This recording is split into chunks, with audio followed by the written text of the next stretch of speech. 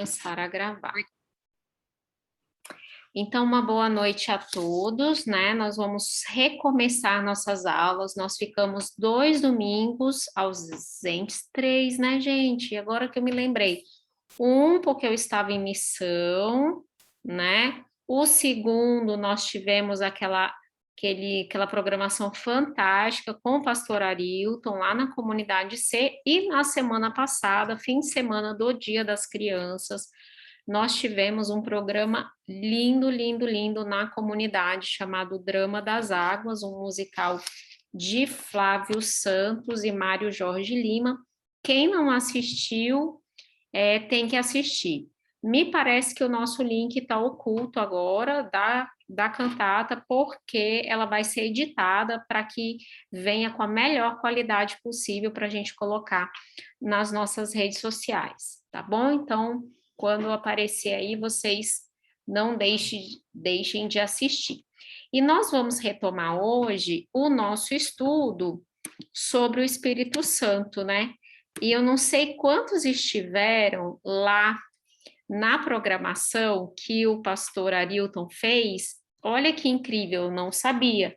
Mas eles começaram agora, há uma semana, 2 semanas já deve ter tido 2 temas, começaram a estudar no programa do pastor Arilton, o Espírito Santo. Claro que eu percebi que a abordagem dele é uma abordagem diferente, até porque eu estou usando um material específico que eu passei para vocês na aula passada.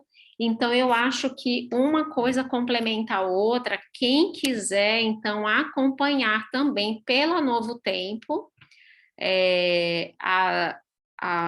os programas, né, com o pastor Arilton, eu acho que vale muito a pena, porque vão ser questões, sem dúvida, complementares, né, que vão ajudar bastante, tá?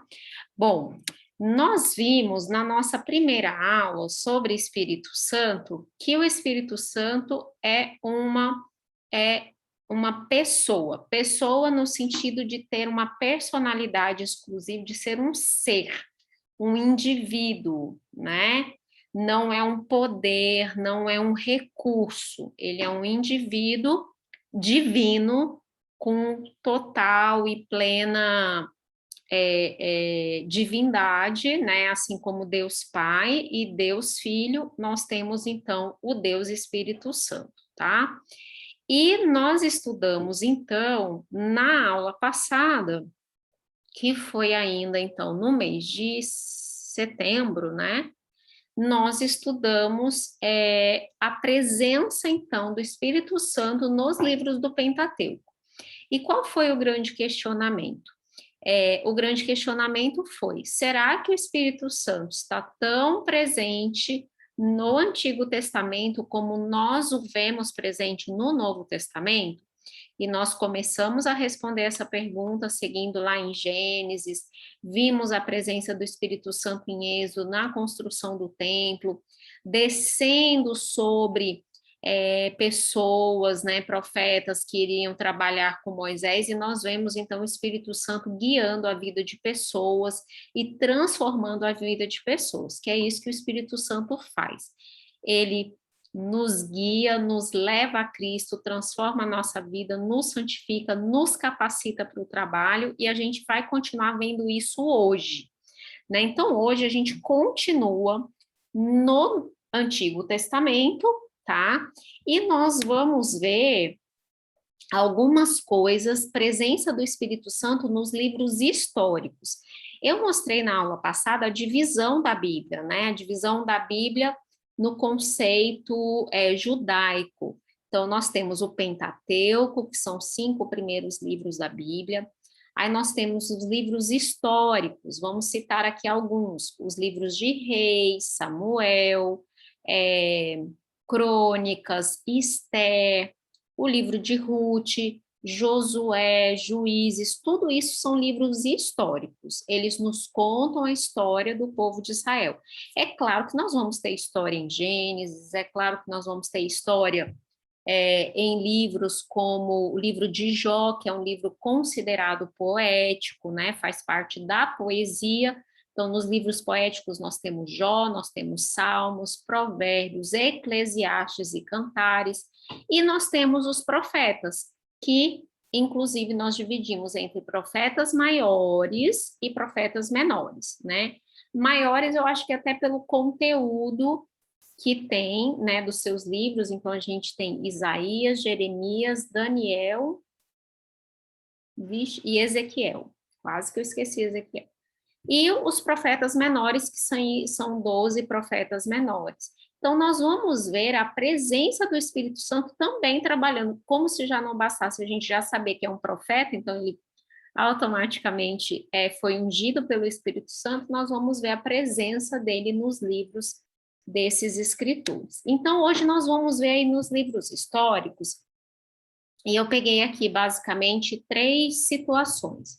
Então, a presença do Espírito Santo no livro de Juízes, a presença do Espírito Santo na vida de Saul, porque a vida de Saul, gente, tem um ensinamento fantástico sobre como funciona o agir do Espírito Santo na nossa vida. A gente vai entender por quê, tá?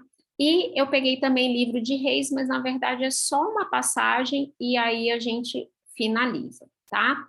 Vamos então lá para o livro de Juízes e a gente vai começar entendendo primeiro qual era o contexto do livro de Juízes. Então vamos lá, vamos rememorar a história dos israelitas. Eles estão no Egito, eles foram feitos escravos, Moisés é chamado para libertá-los, né? Moisés está no deserto, cuidando dos animais do sogro dele. Aí ele é chamado para libertar, ele vai, ele liberta o povo, né? Obviamente, tudo isso sob o poder divino. Ele guia esse povo durante 40 anos no deserto, e quando eles estão prestes a entrar em Canaã, Moisés morre, ok? Então, Moisés morre, mas antes de morrer, nós vimos, inclusive, na última aula que tivemos, que o Espírito Santo, então, ele desce sobre Josué para o capacitar para que Josué faça a entrada do povo na terra. E Josué entra com o povo na terra e começam as conquistas, tá? Isso tudo a gente vai ler no livro de Josué. Mas aí, no capítulo 2 de Juízes, ok? Vamos ler aqui a partir do verso 6. Então, do 6 ao 12, a gente entende super bem qual é o contexto desse livro. Tudo gira em torno dessa apresentação. Diz o seguinte: havendo Josué despedido o povo, foram-se os filhos de Israel, cada um à sua herança. Lembrando que, quando eles foram conquistando a terra, embora, por exemplo, vamos supor, a tribo de Ruben já tinha conquistado a tua terra, eles não podiam simplesmente, eu conquistei, agora eu fico aqui de boa. Não. Aquela tribo que conquistava, ela deveria ceder soldados, ela deveria ceder homens de guerra, para que as outras tribos também conquistassem as suas terras. Então, na verdade, eles só tiveram um descanso quando todas as tribos estavam devidamente assentadas. Lembrando que eles não tinham atingido o ápice da conquista, esse ápice só acontece no reinado de Davi e Salomão. Então, aqui conta que Josué tinha terminado essa primeira grande empreitada de tomar a terra de Canaã. Verso 7. Serviu o povo ao Senhor todos os dias de Josué e todos os dias dos anciãos que ainda sobreviveram por muito tempo depois de Josué, e que viram todas as grandes obras feitas pelo Senhor a Israel. Faleceu Josué, filho de Num, servo do Senhor, com a idade de 110 anos. Sepultaram-no no limite da sua herança, em Timnat-Heres, na região montanhosa de Efraim, ao norte do monte Gaás. Foi também congregada a seus pais toda aquela geração, ou seja, morreram, né? E outra geração após eles se levantou, geração que não conhecia o Senhor, nem tampouco as obras que ele fizera a Israel.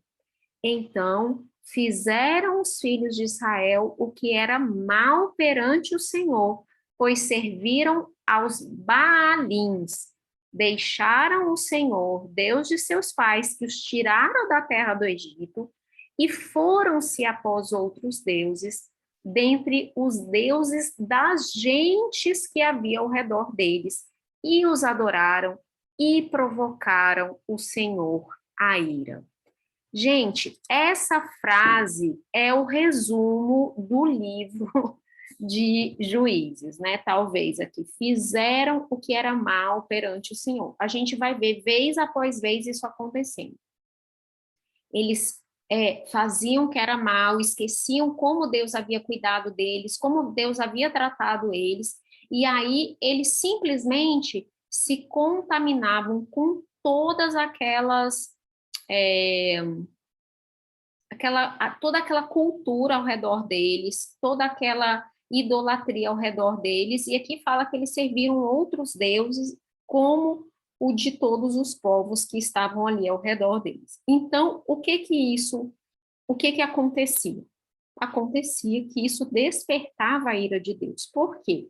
Porque Deus tinha separado esse povo para ser santo, Deus tinha separado o povo de Israel para ser uma luz em Canaã, não imitadores, né, do que o povo de Canaã fazia. Não foi para isso que Deus chamou Israel. Eu não sei quem está acompanhando o estudo que nós estamos fazendo da lição da Escola Sabatina. Nós estamos estudando o livro de Deuteronômio. Está fantástico. E o livro de Deuteronômio nada mais é do que o livro da repetição da lei, que é feita por Moisés antes do povo entrar em Canaã.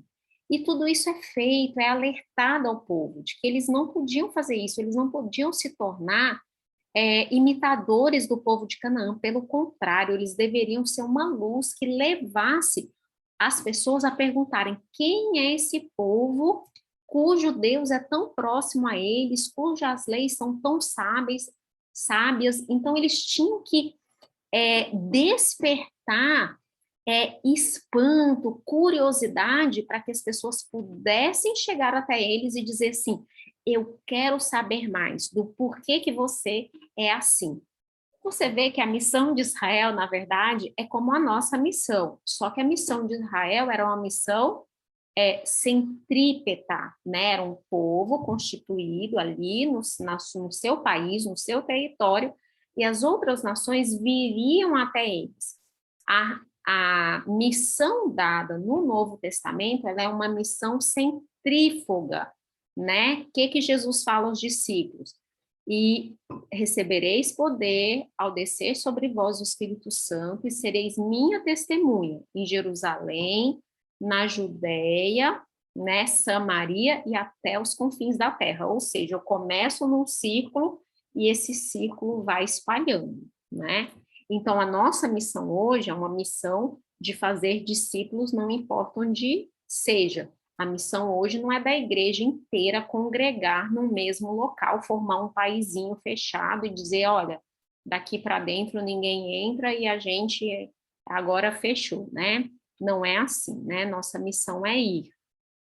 Mas então, eles foram advertidos. E lá no livro de Deuteronômio existem capítulos que falam das bênçãos que eles receberiam ao cumprirem, né, as condições da aliança que eles tinham feito com Deus, mas também existem as maldições que iriam acontecer com eles se eles não cumprissem os termos da aliança que eles tinham feito com Deus. E a gente vai ver aqui em Juízes 3, um desses momentos em que eles começam descumprindo, né, os termos da aliança. Então, nós vamos vir aí a página, quem está com a Bíblia, vira a página, quem está com o aplicativo, passa aí o dedinho, né, rola a barra, nós vamos para Juízes 3, vamos ler do 7 ao 11, aqui conta, gente, a história do primeiro juiz de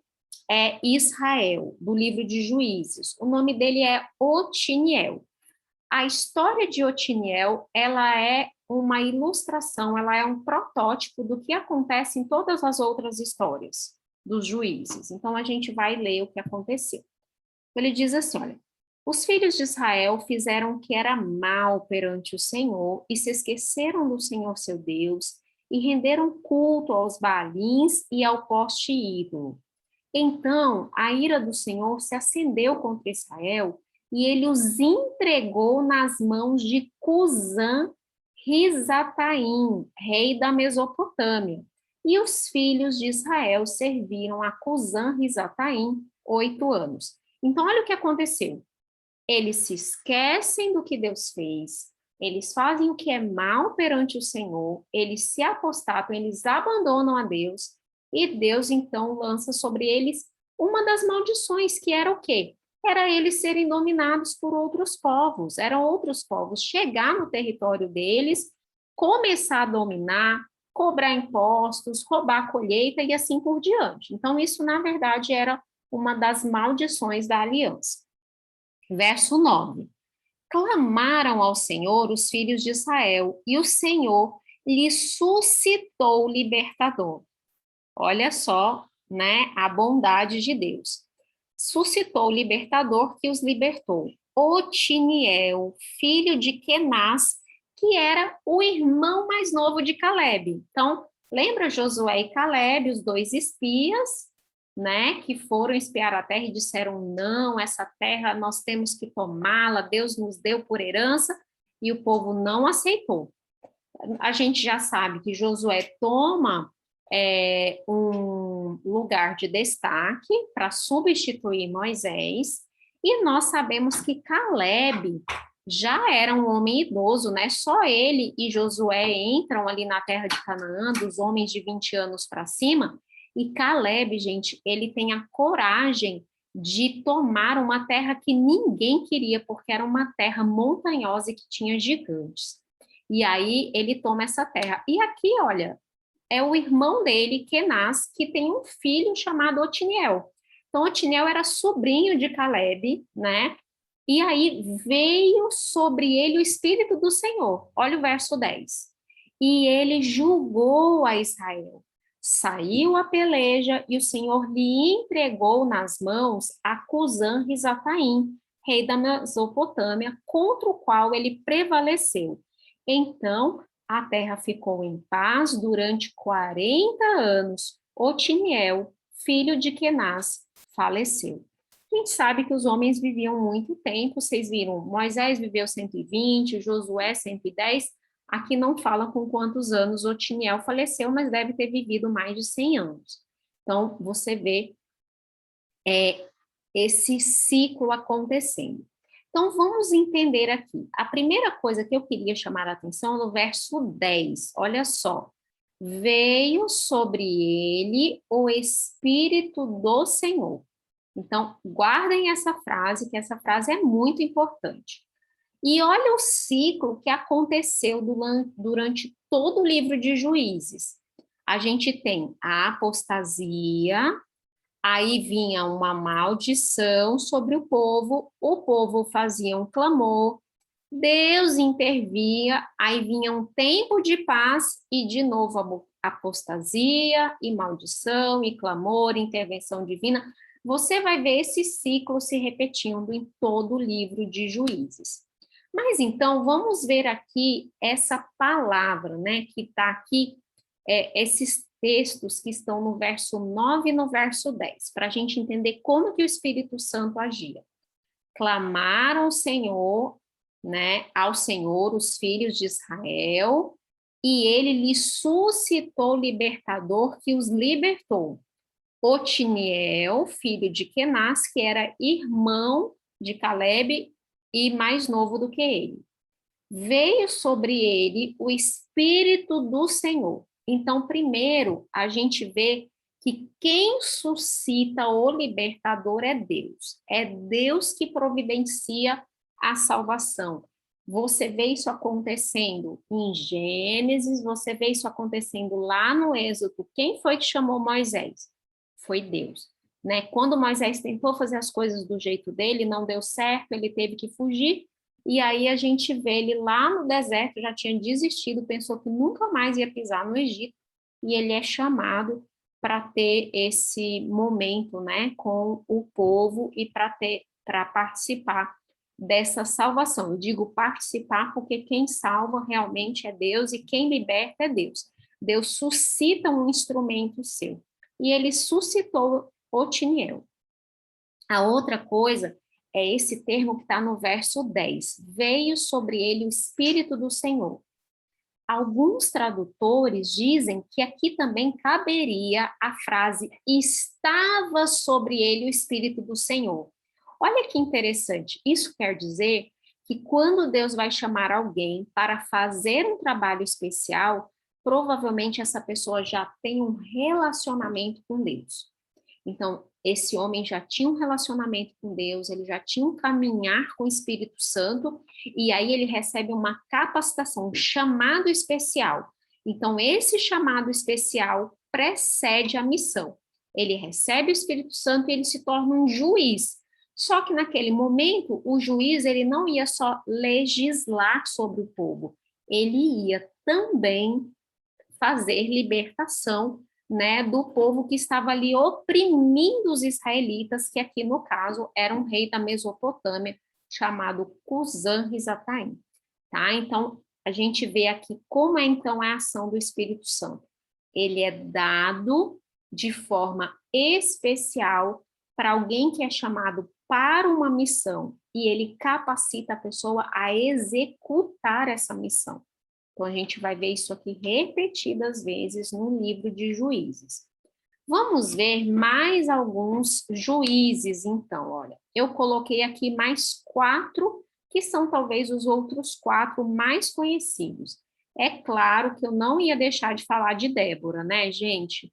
Essa mulher aí fantástica, mostrando o papel das mulheres, né, no antigo Israel, e você vê como realmente Deus, mesmo numa sociedade patriarcal, que na verdade não estava longe do propósito divino, o propósito divino pós-pecado é que realmente fosse um patriarcado, o homem deveria ser o senhor da casa, mas isso não delegava a mulher para uma posição preterida. Não, a mulher continuava tendo seu espaço e a gente vê aqui isso muito claramente na história de Débora. Então, vamos ver os versos 4 e 5, diz assim, de Juízes 4, né? Débora, profetiza, mulher de Lapidote, julgava Israel naquele tempo. Olha, eu vou chamar a atenção então. Primeiro, Débora profetiza. Então, se ela era profetisa, ela já tinha uma capacitação específica do Espírito Santo para fazer um trabalho, né? Ela trazia uma mensagem divina para o povo. Lembrando que conceito de profeta na Bíblia não é aquele que desvenda futuro, gente. Isso é só mais um trabalho do profeta. O trabalho do profeta é entregar uma mensagem divina para o povo, tá? Aí no verso 5 diz assim: ela atendia debaixo da palmeira de Débora, entre Ramá e Betel, na região montanhosa de Efraim, e os filhos de Israel subiam até ela a juízo. Ou seja, essa mulher não só tinha autoridade, como essa autoridade era reconhecida pelos filhos de Israel. Lembrando que nessa época aqui, Israel, ele, apesar de ser uma nação, gente, era uma nação dividida em tribos. Então, nós tínhamos líderes regionais, sabe? Não era aquela coisa todo mundo pensando igual, todo mundo fazendo igual, não. Então, era preciso juízes extremamente capacitados, porque eles tinham que fazer, inclusive, essa coalizão de forças das tribos. Porque Efraim podia pensar diferente da tribo de Gade, da tribo de Aser. Então, era realmente algo difícil, não era uma coisa tão simples como parece. Então, a gente vê aqui Débora, que era uma mulher que já tinha, então, o poder do Espírito Santo sobre ela para ser profetisa, e ela também foi capacitada a julgar o povo, e nós vemos na história dela, inclusive, que ela é um instrumento poderoso para Balaque vencer uma guerra, né? Vamos ler, então, uma frasezinha da história de Gideão. História de Gideão, aqui talvez a maioria de vocês conheça, os 300, né, de Gideão, aquela coisa daquele homem que foi chamado lá no, quando estava pisando, né, os grãos no lagar, escondidinho, ele é chamado, e aí ele é chamado para guerrear, e quando ele junta uma multidão, Deus fala assim, não, é muita gente, e ele vai tendo que dispensar. Mas, no capítulo 6, verso 34, diz assim, olha só, quando todo mundo já tinha se juntado a Gideão para lutar, a gente vê o verso 34 dizendo, então o Espírito do Senhor revestiu a Gideão, o qual tocou a rebate e os abiesritas se ajuntaram após ele. Então, você vê que o Espírito do Senhor desce sobre Gideão para capacitar ele para liderar esse povo que ia fazer essa luta. E aqui nós temos um termo muito conhecido por nós, mas um termo que a gente vê lá no Novo Testamento. Olha. O Espírito do Senhor revestiu a Gideão. Vamos ver esse mesmo termo lá em Lucas. Lucas 24, verso 49. Lucas 24, verso 49, Jesus diz assim para os discípulos, olha, eis que envio sobre vós a promessa do meu Pai, permanecei, pois, na cidade, até que do alto sejais revestidos de poder. Né? Então, a gente conhece bem esse termo, a gente vê aqui que Gideão foi revestido de poder também na época dele. A gente vê a mesma coisa acontecendo lá em Juízes com Jefité, né? Então, Jefité, no capítulo 11, Juízes 11, verso 29, a gente vai ter uns textinhos maiores daqui a pouco para ler. Aí eu vou até pedir para a Ana Lúcia depois, mas a gente vai ler esses textinhos maiores na história de Saul. Olha o que fala então aqui de Jefité. Então, o Espírito do Senhor veio sobre Jefité, atravessando este por Gileade e Manassés, passou por Mispa de Gileade, e de Mispa de Gileade passou contra os filhos de Amon. Então, a gente vai ver, gente, sempre o mesmo ciclo. Deus chama um libertador, o Espírito Santo capacita esse libertador luta pelo povo, né? Liberta o povo, e aí o povo serve ao Senhor durante um tempo, e depois eles abandonam o Senhor, e assim por diante. Claro que a história de Sansão, ela é uma história um pouquinho mais, né, difícil do que essa. A gente sabe, talvez a história de Sansão seja uma das mais conhecidas, né, e a história de Sansão, ele é um garoto que ele é prometido, né, aos pais, ele seria um libertador, a mãe e o pai recebem instruções de como criá-lo, e a gente vê aqui, olha, no Juízes 13, verso 24 e 25, diz assim, depois deu a mulher à luz um filho chamado Sansão. O menino cresceu e o Senhor abençoou, e o Espírito do Senhor passou a incitá-lo em Maané, Dan, entre Zorá e Estaol. Então, a gente vê que o Espírito do Senhor estava sobre Sansão. É claro que Sansão, em muitos momentos da vida dele, ele não fez o que era correto, ele fez escolhas ruins, até que finalmente ele perde, e aqui eu vou usar uma aspas, o superpoder dele, que era a força, mas que na verdade não era essa a função, né, para a qual Sansão tinha sido prometido, a função de Sansão seria realmente unir o povo, libertar o povo dos filisteus, porque agora eles estavam sob domínio filisteu. E todas as vezes que Sansão aparece agindo, gente, aparece a expressão que está aí no capítulo 14, verso 6.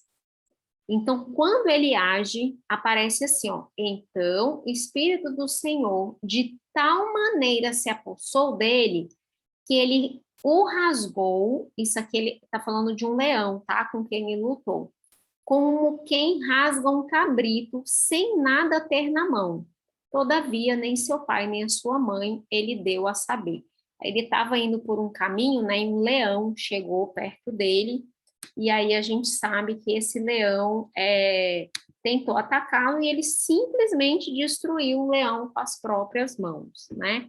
Mas sempre aparece essa expressão: o Espírito do Senhor se apossou dele, né? Nós sabemos que Sansão ele tinha algumas promessas. Ele não deveria cortar os cabelos, ele não deveria beber bebida forte, ele não deveria se associar aos filisteus. E a gente sabe que Sansão foi quebrando cada uma dessas promessas. Ele participava de festa e bebedeira, ele se casou com mulheres que ele não deveria casar.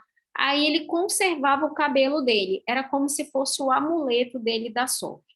Até o dia em que até isso para ele perde o valor, porque ele revela esse segredo para Dalila e é aí que ele é capturado. Mas a gente sabe que no fim da vida, Sansão ele retorna para Deus, ele pede a Deus um poder especial e ele paga com a própria vida, né? O preço ali das escolhas dele, mas ele consegue libertar o povo de Israel num momento bem crucial da história do povo, tá?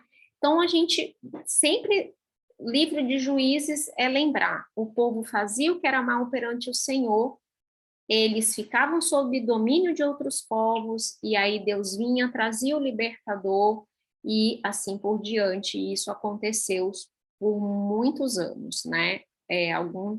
Mais de um século, obviamente, tá? Vamos ver, então, a história na vida, né, do Espírito Santo na vida de Saul. Gente, essa história é muito interessante. Eu até vou pedir para Ana. Ana, vai te atrapalhar se você liberar o microfone para ler para a gente?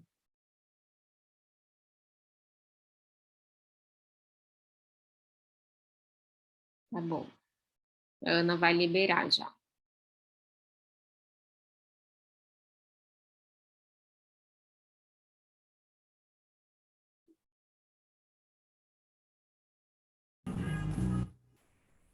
Fala aí para me ouvir.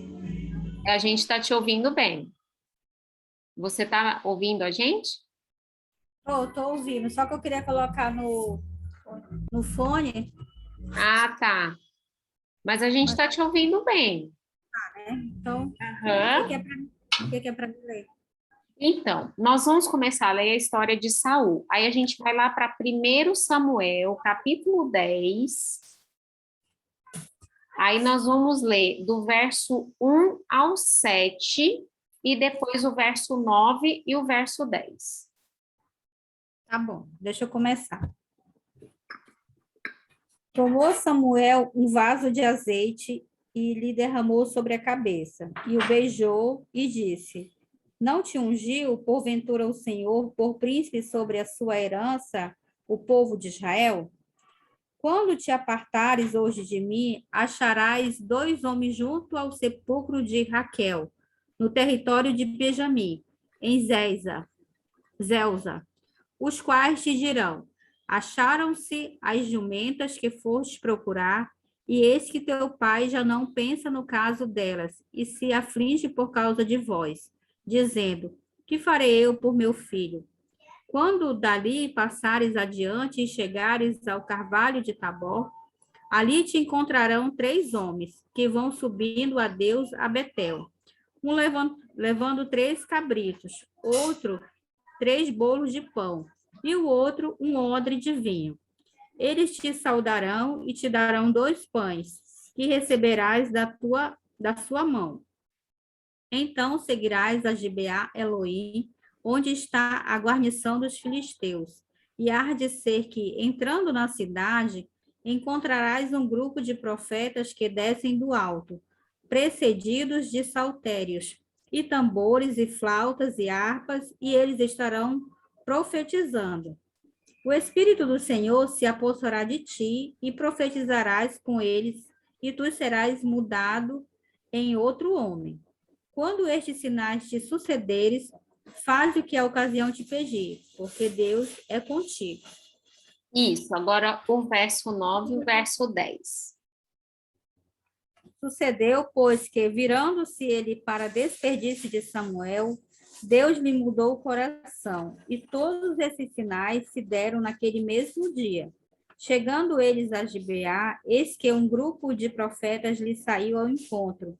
O Espírito de Deus se apossou de Saul e ele profetizou no meio deles. Muito obrigada, Ana. Gente, olha que interessante. Aqui nós temos o quê?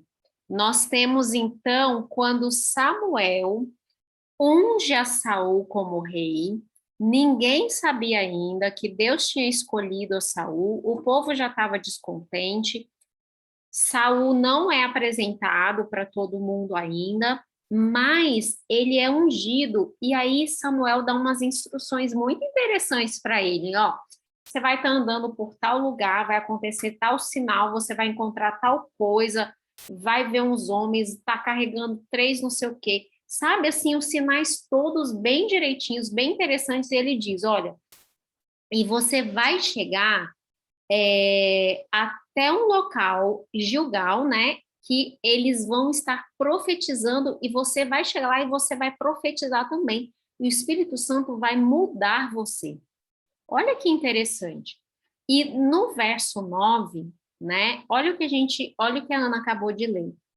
Que ele se virou para despedir de Samuel e Deus lhe mudou o coração. Ou seja, ele viu todos aqueles sinais, Deus mudou o coração e aí ele chega em Gibeá e ele começa a profetizar. Então, tudo aquilo aconteceu, assim como o profeta Samuel tinha predito. Então, a gente vê Saul recebendo o Espírito Santo, e isso não só prepara ele para uma missão de reinar sobre o povo, mas isso também faz com que ele tenha uma mudança de coração, né? Ele se torna mais sábio para entender as coisas espirituais, ele ganha ali naquele momento o dom de profecia, então a gente vê realmente um homem recebendo ali uma porção especial do Espírito Santo. Mas o que aconteceu com Saul? Vamos então, primeiro Samuel, alguns capítulos depois. Capítulo 13, os versos 8 a 14, tá? Saul ia guerrear contra um determinado povo e Samuel tinha dado a ele algumas instruções e a gente vai ver o que ele fez com essas instruções. Então, 1 Samuel capítulo 13, começando no verso 8, diz assim: Esperou Saul 7 dias, segundo o prazo determinado por Samuel. Não vindo, porém, Samuel a Gilgal, o povo se foi espalhando. Então disse Saul: Trazei-me aqui o holocausto e ofertas pacíficas, e eu oferecerei o holocausto. Mal acabara ele de oferecer o holocausto, e eis que chega Samuel. E Saul lhe saiu ao encontro para o saudar. Samuel perguntou: O que fizestes? Então respondeu Saul: Vendo que o povo ia se espalhando e você não vinha nos dias que você tinha me dito, e que os filisteus já estavam se ajuntando, eu disse comigo: agora descerão os filisteus contra mim a Gilgal, e ainda não obtive a benevolência do Senhor. E forçado pelas circunstâncias, ofereci holocaustos. Então Samuel disse a Saul: procedestes neciamente em não guardar o mandamento que o Senhor teu Deus te ordenou. Pois teria agora o Senhor confirmado o teu reino sobre Israel para sempre. Já agora não subsistirá o teu reino. O Senhor buscou para si um homem que lhe agrada e já lhe ordenou que seja príncipe sobre o povo. Portanto, não guardaste o que o Senhor ordenou. Gente, existia ali um momento em que Saul estava sendo testado. A obediência dele estava sendo testada. Ele tinha uma guerra importante pela frente, e Samuel tinha dito, olha, você vai para tal lugar, depois de 7 dias eu vou chegar lá, e eu vou oferecer sacrifícios, e eu vou pedir a Deus por vocês. E aí, o que Saul fez? Samuel não chegou, ele falou, bom, então eu vou tomar conta aqui da situação. Ele ofereceu os sacrifícios, e ele disse para Samuel, ele entendeu que estava tudo certo.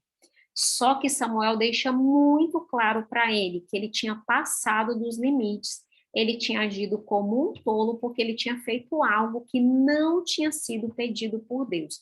Pelo contrário, o que Deus tinha pedido para ele? Para que ele esperasse. E aí, olha como Samuel chama isso, você não obedeceu o mandamento de Deus. Então, toda palavra que sai da boca de Deus, que é uma ordem para nós devemos obedecer, não importa se isso está numa lista de 10 mandamentos ou se isso é algo separado. Então, a gente vê primeiro, eu tiro aqui algumas lições importantes. Saul tinha recebido o Espírito Santo? Sim, mas isso dava direito a ele de fazer qualquer serviço perante Deus? Não.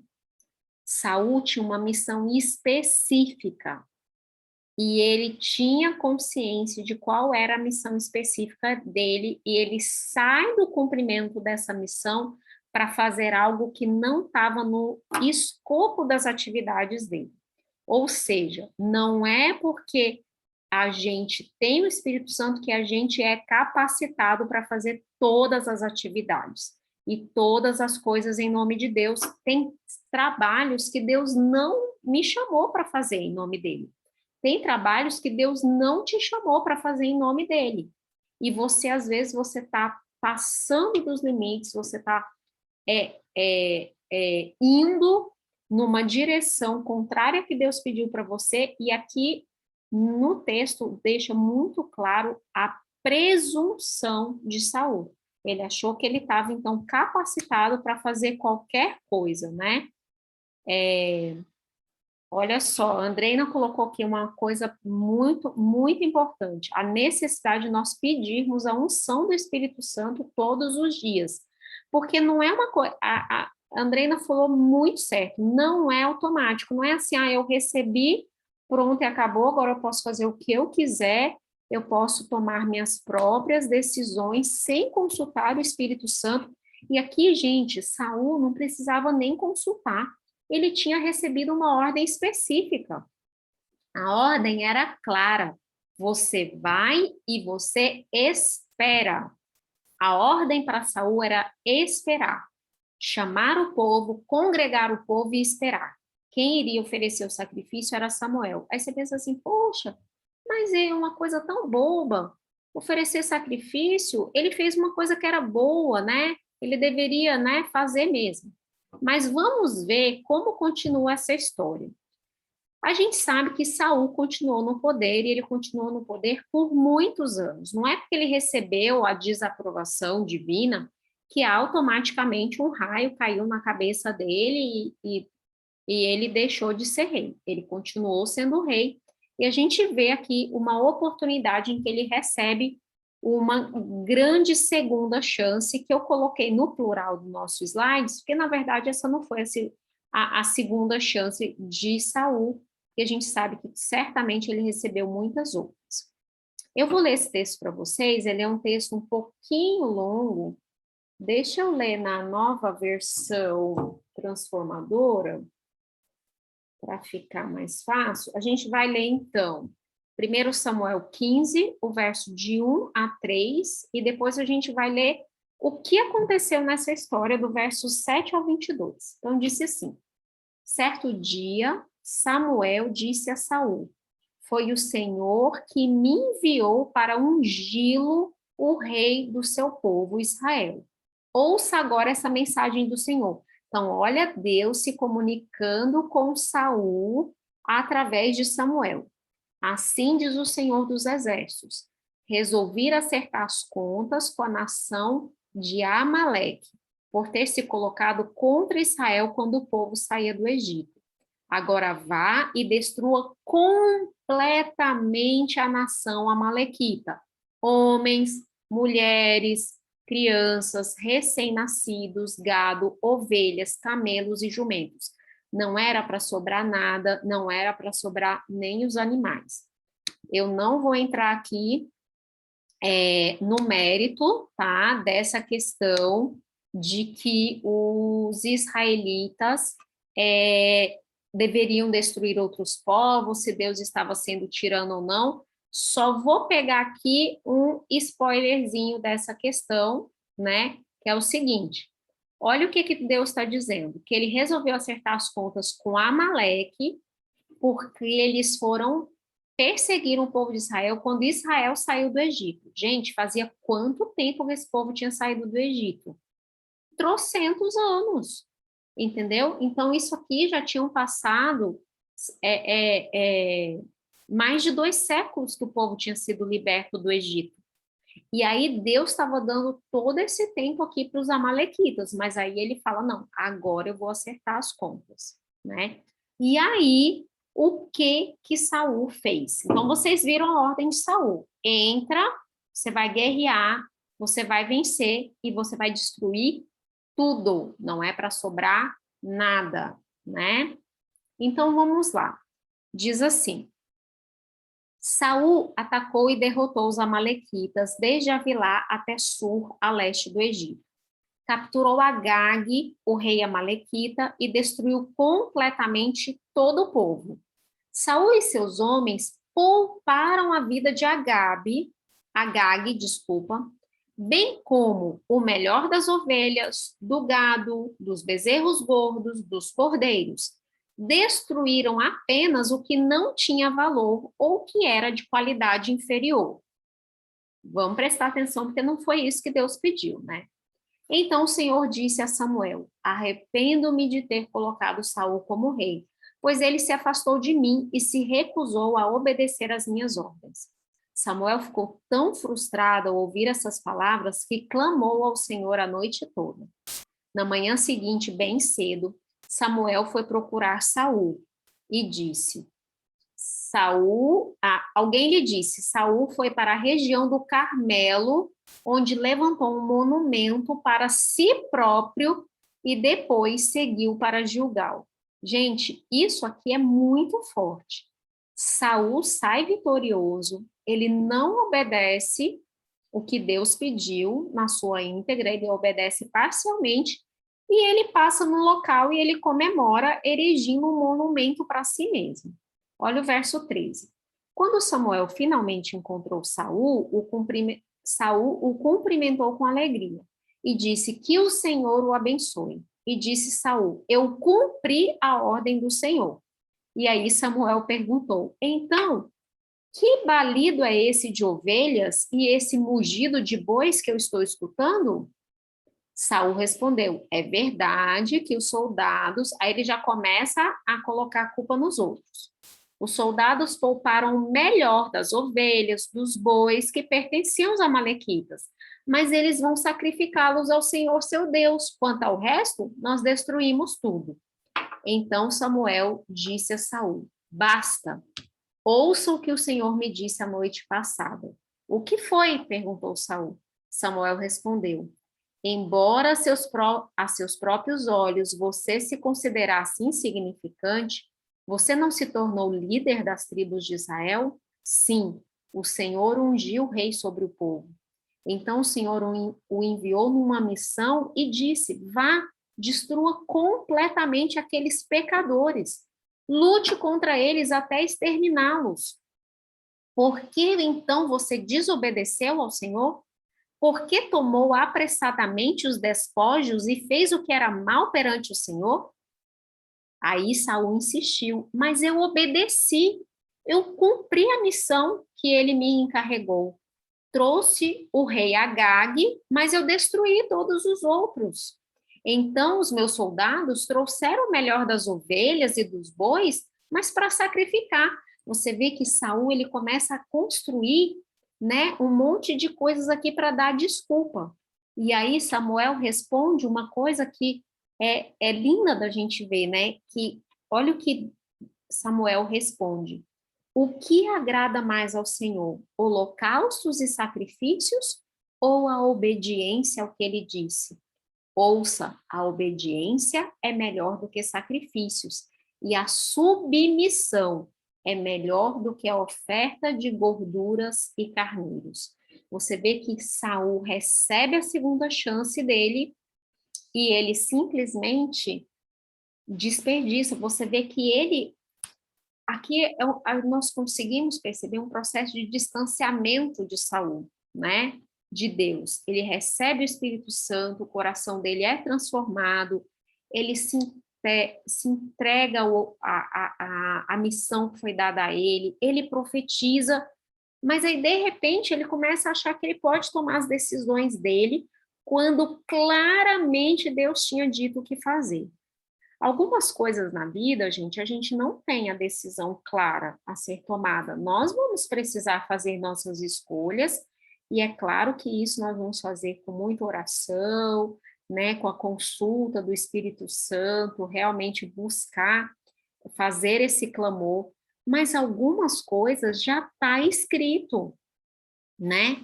Já está escrito que não é para fazer, e a pessoa fala assim, eu não sei o que Deus quer de mim, eu estou em dúvida. Como assim está em dúvida? Está escrito. Saul, ele não poderia ter ficado na dúvida, não era uma questão de dúvida, ele simplesmente escolheu fazer a vontade dele, porque ele pensou, poxa, Deus pediu daquele jeito, mas do meu jeito está sendo tão melhor. A gente sabe, então, que Samuel diz para Saul, né, que ele vai perder o reino, e aí Saul começa a chorar desesperado, mas a gente percebe aqui que na verdade é um desespero por causa da consequência, porque em todo momento em que Samuel estava mostrando para ele o erro, ao invés de confessar, ele sempre colocou uma desculpa, ele sempre colocou um porém, e ele inclusive culpou os outros. Então, acontece o que está escrito lá em 1 Samuel 16:14, né? Que diz o seguinte, 1 Samuel 16:14, que diz, o Espírito do Senhor se retirou de Saul, e o Senhor enviou um espírito maligno que o atormentava. Se você continuar lendo os versos aqui, você vai perceber que ele tinha ataques de fúria, né? Por que fala que o Senhor enviou um espírito que o atormentava? Vamos lembrar que na cosmovisão judaica, sempre que Deus permite algo, aquela ação é atribuída a Deus. Então, se o Espírito Santo não mais ocupa a vida da pessoa, o que é que vai ocupar a vida da pessoa? Vai ser o espírito de rebeldia, o espírito de ira, né? Vai ser, na verdade, as coisas que dominam o ser humano.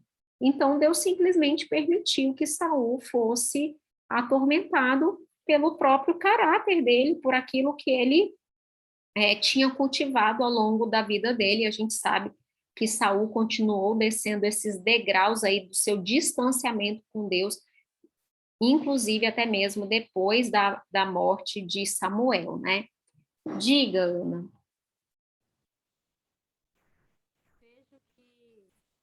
A gente não está te ouvindo. E teu áudio está liberado. Agora sim.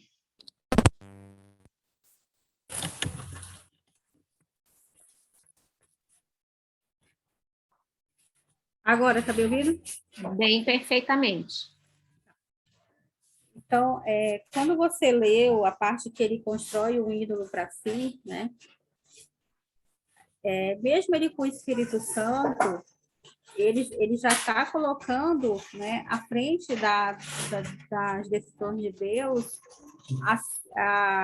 o seu egoísmo, vamos dizer assim, né? Ele já está se colocando sobre tudo. Imagina se Deus tivesse deixado ele indo, fazendo o que ele quisesse, né? Ele mesmo fazendo, Deus falando para ele não que aquilo não estava errado, sequência divertindo ele, mesmo assim ele ainda ia procedendo erroneamente, não é? Então, agora sem o Espírito Santo, aí acabou mesmo, né, para ele. É verdade. E você vê que, na verdade, essa coisa de abandonar, né, o Espírito Santo é uma coisa progressiva, né? Ele passa a ter desobediências pequenas, ele passa a fazer o que ele acha que é melhor para ele, mas não quer dizer que ele vai errar todos os dias, não quer dizer que ele vai fazer coisas ruins todo dia.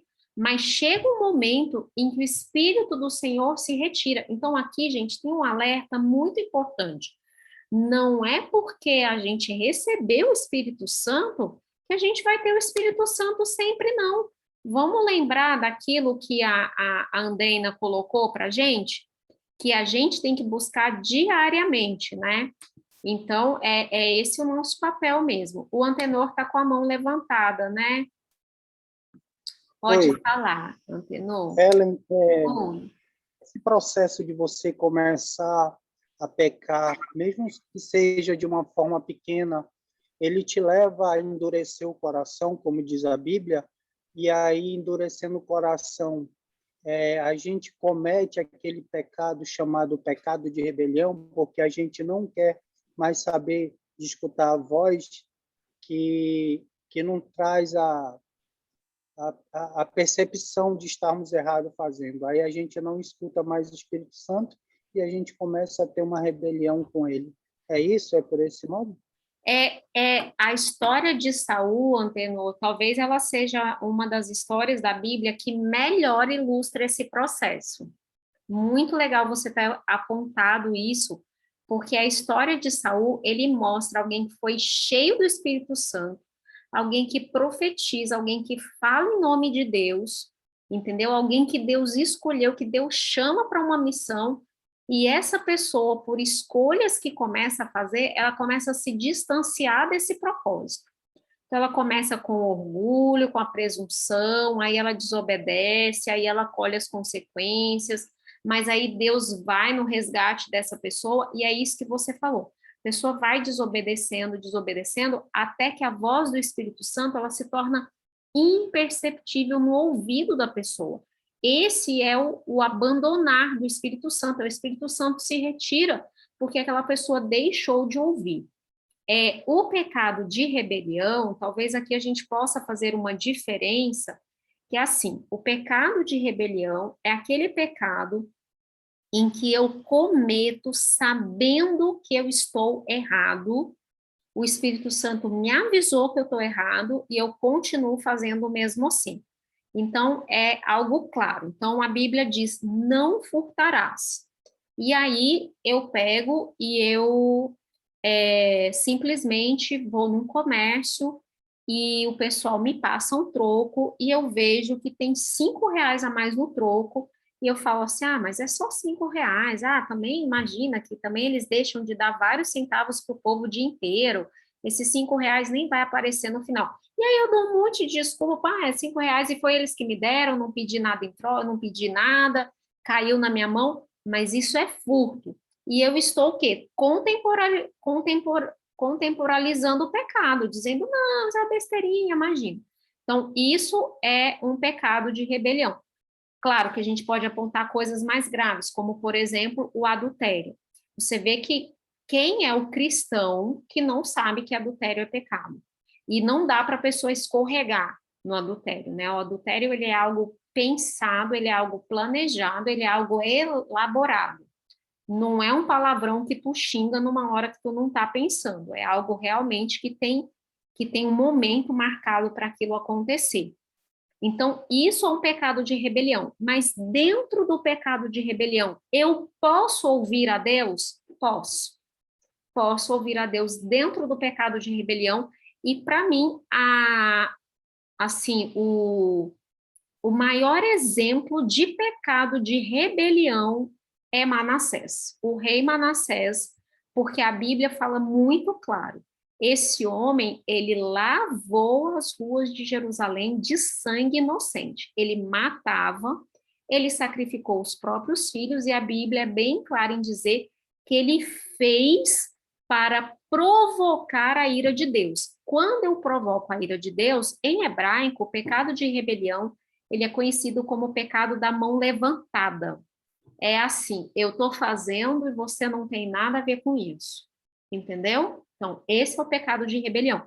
O pecado de rebelião, eu posso sair dele direto contra aquilo que nós chamaríamos de pecado contra o Espírito Santo, que certamente nós iremos estudar quando nós adentrarmos o Novo Testamento nesse assunto do Espírito Santo.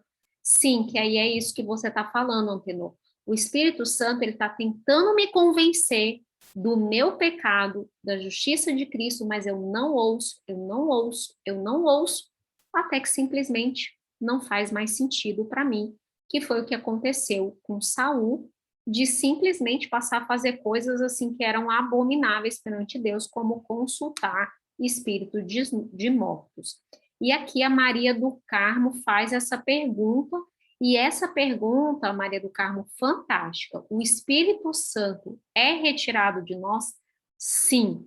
Nós podemos escolher ter o Espírito Santo retirado de nós. Gente, isso é escolha nossa. Se você for ler toda a história de Saul, você percebe que Saul deu cada passo rumo ao distanciamento do Espírito Santo. É por isso que eu trouxe essa história hoje, porque ela mostra alguém que é dotado do Espírito Santo de maneira ele experimenta o sobrenatural de Deus. E aí ele vive o sobrenatural de Deus, mas ele começa a se achar. E ele vai se achando, e se achando, e se achando, até que ele passa a desobedecer instruções claras de Deus, claras, que eram palavras verbalizadas, não era assim, talvez Deus quer isso. Não, era claro. Ele é claro nisso, mas ele simplesmente deixa de ouvir até o momento em que o Espírito do Senhor se retira de Saul. Isso pode acontecer conosco? Pode.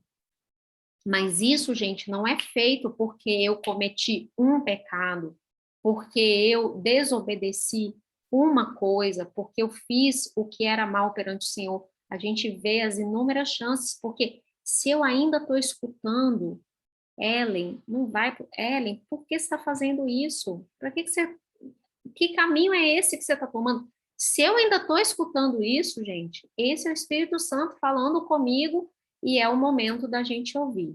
Diga, Andreina. Por isso que o exercício diário, ele vai levar a essa prática de todo dia, toda hora, todas as circunstâncias que eu for passar, eu consultar o Espírito Santo, eu lembrar de chamar essa pessoa, não é? Quando com Saul não, ele já achou que estava ali, estava tudo ok, né? Ele já estava, ele já, se duvidasse, já era o próprio Espírito Santo, né? Então, a prática diária de você manter esse relacionamento, assim como Deus também, o Espírito Santo ele vai começar a atuar, ele vai ficar atuando e nós vamos perceber essa voz dele para tomar as nossas decisões, né? Agora, quando não tem essa prática, ele vai estar lá, mas não necessariamente eu vou ouvir, porque eu não conheço aquela voz, eu não vou reconhecer, né? Então, é como se a gente passa na rua, alguém chama, ei, ei, ei, nem sempre você olha, porque você não é ei, ei, né? Agora se chama Ellen, aí você vai olhar, né? Então, essa intimidade com o Espírito Santo vai levar a gente a reconhecer essa voz. Gente, a Ana vai participar e depois o Antenor, mas a Andreina levantou aqui uma coisa muito importante, que é o seguinte: do mesmo jeito que eu posso ter uma caminhada de distanciamento, a ponto de chegar um momento de eu nem ouvir essa voz mais, eu posso ter uma caminhada de aproximação, uma caminhada em que eu todos os dias me submeto à vontade de Deus, eu estudo a palavra de Deus, eu busco para ver o que que Deus quer falar para mim. E aí, gente, eu vou me habituando tanto a essa comunhão que chega um momento, nas pequenas coisas, num psiu, eu já sei que Deus está falando comigo. Então, esse é um caminho que a gente pode seguir tanto para um lado quanto para o outro. E é claro que a caminhada cristã é uma caminhada de altos e baixos, porque nós não somos perfeitos, mas tem que ser uma caminhada em que, mesmo caindo algumas vezes, eu estou rumo, né, rumo a Cristo, olhando para Cristo. Diga, Ana.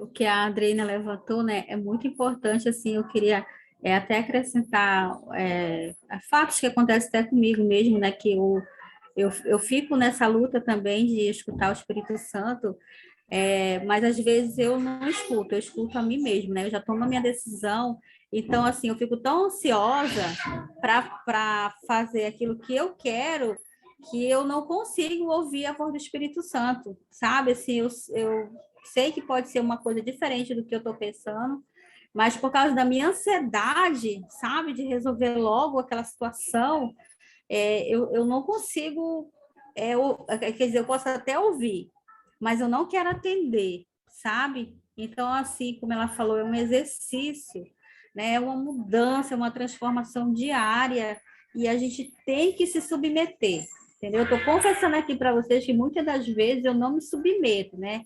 Eu me ponho assim, não, eu quero resolver desse jeito aqui. E por causa da minha ansiedade de querer resolver logo, entendeu? Então, assim, é uma luta, no meu caso, né, que eu tenho que ter mais calma e ouvir a voz do Espírito Santo para ver qual é o direcionamento que ele realmente vai me dar, o que é correto. Eu estava lendo no Espírito de Profecia e achei algo muito assim fenomenal, sabe? Que ele fala assim, que a igreja, ela não tem que ser uma igreja doente, né? Aquela igreja que ela, em vez de ajudar o próximo, né? Ela está sempre ali chorando, ai, tô com isso, tô aquilo, sabe? Aí, mais abaixo, ela coloca assim, se você tem seus problemas, né? Suas dificuldades, você, como conhecedor da palavra de Deus, se submeta, se ajoelhe e fale tudo que você tiver na sua mente, fale para Deus que ele vai resolver tudo. Não vá com o irmão, não vá no púlpito da igreja, ai, sabe assim? Quem deve fazer isso é as pessoas que estão chegando à igreja, não você. Você já é a igreja, você, tipo assim, você já é para levar o resultado, né? Você já é para dar o resultado, você já é para demonstrar alegria. Então, olha o papel do Espírito Santo, assim, no meu caso, abrindo a minha mente, né? Não que eu sou muito chorona, assim, mas eu vejo algumas coisas na igreja e eu me irrito com isso, sabe? Porque nós temos que ser um povo alegre, um povo feliz, um povo que espalhe a palavra de Deus, não que fique ali querendo resolver só os seus problemas, sabe? Isso, para mim, foi, assim, um resultado do que eu pensava. E às vezes eu penso, será que o que eu estou pensando está correto? Né? Os meus pensamentos, os meus conceitos estão de acordo com a palavra de Deus?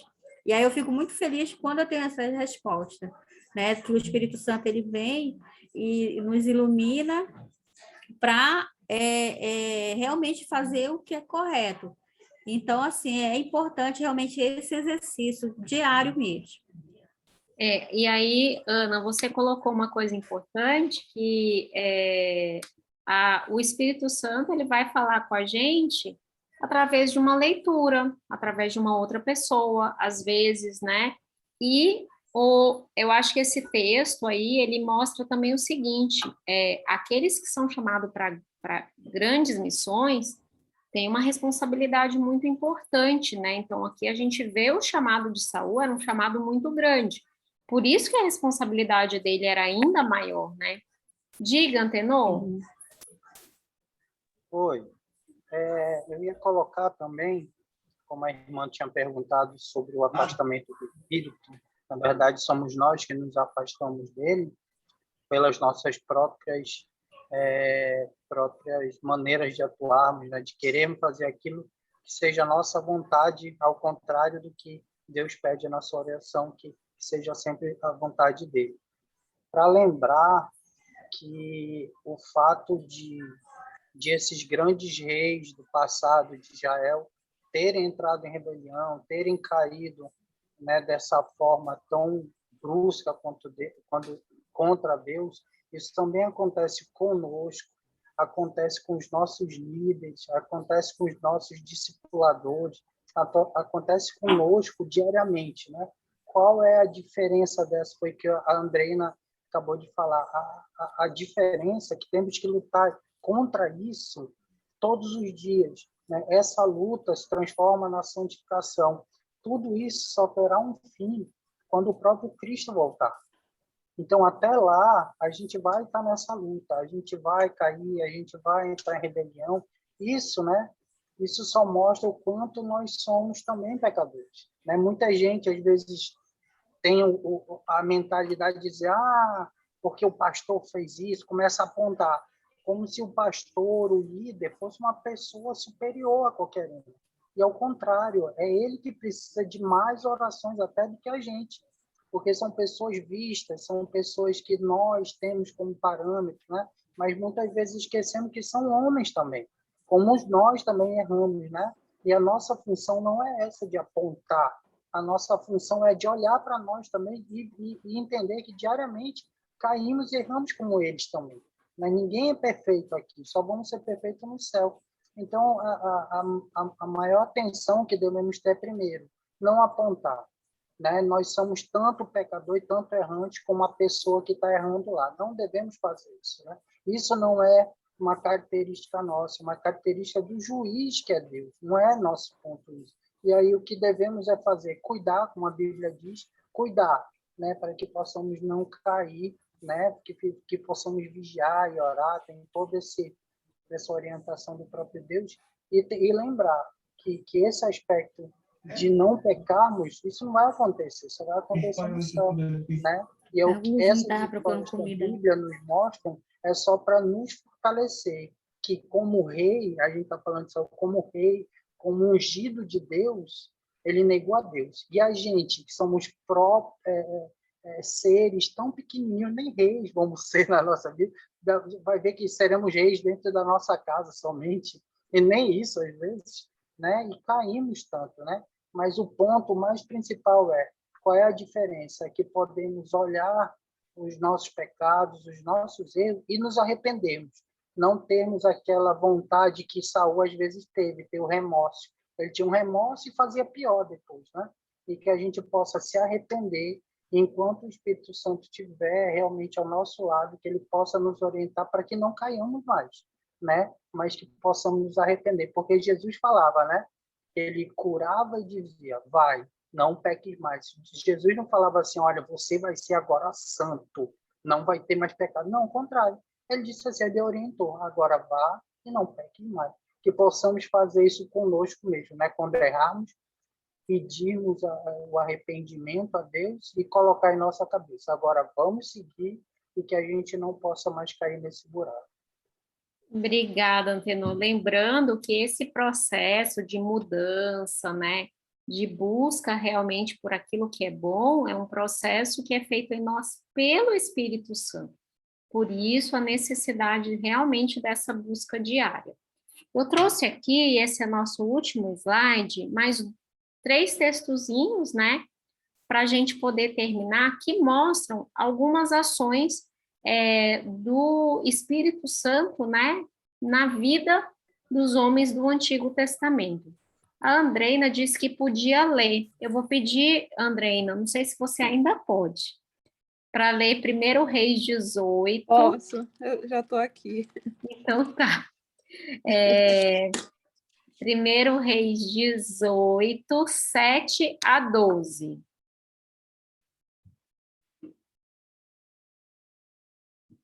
Historinha de Elias, gente.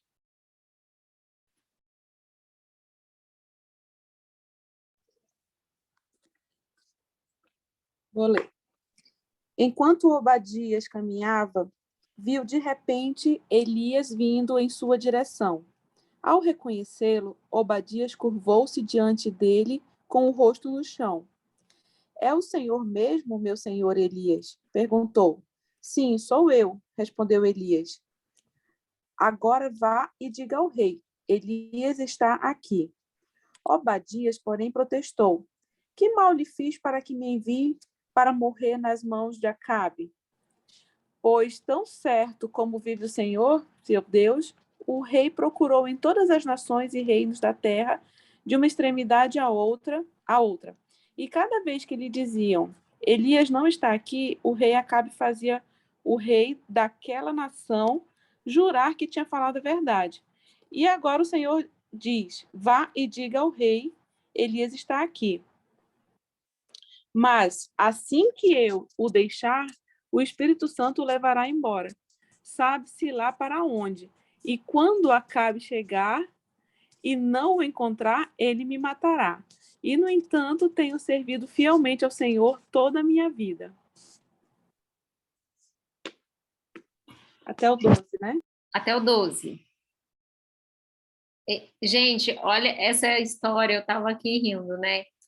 Esse homem Obadias era um homem que servia o rei Acabe, que a gente sabe que era um rei bem ímpio, né, do povo de Israel. Aqui já estava separado, era as tribos do norte, era o famoso esposo de Jezabel, o rei Acabe, e eles tinham passado por aqueles 3 anos de seca. E Elias tinha sido procurado assim extensamente por todas as terras, e Acabe queria matar Elias, porque ele falava que a seca era culpa de Elias, porque foi Elias que falou que não ia chover. E aí, quando Elias aparece e diz assim, olha, eu chama lá, né, diz para Acabe que eu estou aqui, é interessante como Obadias tem uma compreensão do relacionamento de Elias com o Espírito Santo. Ele diz assim, meu senhor, eu vou lá, falo que você está aqui, aí o Espírito Santo te leva para outro lugar, e aí ele chega aqui e você não está mais, e aí como é que eu fico? Ele vai me matar. É muito interessante isso, porque ele sabia que Elias era um homem guiado pelo Espírito Santo. E aqui ele reconhece o seguinte, que se Acabe não tinha achado Elias até aquele momento, é porque o Espírito Santo é que tinha cuidado, né, de Elias e levado Elias pelos caminhos corretos. Então aqui nós vemos o quê? Um homem que era guiado pelo Espírito Santo, e isso era algo visível para outras pessoas. Obadias conseguia ver isso, não é Elias que está dizendo, porque o Espírito do Santo é que me guia. Não, aqui são outras pessoas reconhecendo esse poder. A gente vê isso lá, isso acontecendo no Novo Testamento, gente, com Jesus. Aí eu separei o textinho que fala isso, olha, tá lá em Lucas 4, verso 1, que diz assim, olha, Jesus, cheio do Espírito Santo, voltou do Rio Jordão e foi conduzido pelo Espírito no deserto. Ou seja, quem é que estava conduzindo, quem é que estava apontando o caminho? O Espírito Santo. A gente vê isso acontecendo com Jesus, a gente vê isso acontecendo com Filipe, a gente vê isso acontecendo com Paulo, né? Lá em Atos, ele diz assim, a gente queria ir para tal cidade, mas o Espírito Santo, né, disse que não, que a gente tinha que ir para outra. Ou seja, as pessoas que se submetem, né, diariamente a essa condução do Espírito Santo, chega um momento na vida delas em que as ações, principalmente as ações que estão ligadas ao exercício da missão, elas vão ser direcionadas pelo Espírito Santo claramente, a ponto das pessoas realmente olharem e perceberem, nossa, ele foi guiado pelo Espírito Santo para tomar essa decisão, para fazer essa determinada coisa, para ir a esse lugar. Então, a gente vê isso, e como a gente, às vezes, passa por essas passagens e a gente desconhece, né? A gente pensa que essa ação poderosa do Espírito Santo é só no Novo Testamento, e a gente vê que não, que desde o momento em que essa terra foi criada, o Espírito Santo estava agindo, né, em cada ser humano aqui. É claro que alguns se deixaram, se permitiram estar sob a ação do Espírito Santo e outros não, né? A gente sabe disso. Vamos lá, gente. Eu quero fazer aqui, com esses 2 textinhos de Neemias, um resumo. Um resumo da certeza dos israelitas de que o Espírito Santo esteve com eles. Nós vamos ler no capítulo 9 de Neemias, nós vamos ler o verso 20 e o verso 30. Neemias está perante o povo ali e eles estão fazendo uma rememoração da aliança. Lembrando que Neemias, gente, é um profeta que viveu no pós-cativeiro babilônico. Eles já tinham permissão de voltar de Babilônia. Neemias volta para ajudar a construir Jerusalém. Então, você vê isso aqui séculos, né, depois dessas histórias que nós contamos. Olha a percepção que eles tinham sobre a ação do Espírito Santo na vida deles. Olha o que Neemias diz. Enviaste teu bom espírito para instruí-los e não deixastes de lhes dar o maná do céu para se alimentarem, nem água para matarem a sede. Ou seja, Neemias está dizendo que no deserto o povo recebeu o Espírito Santo instruindo eles do que eles deviam fazer.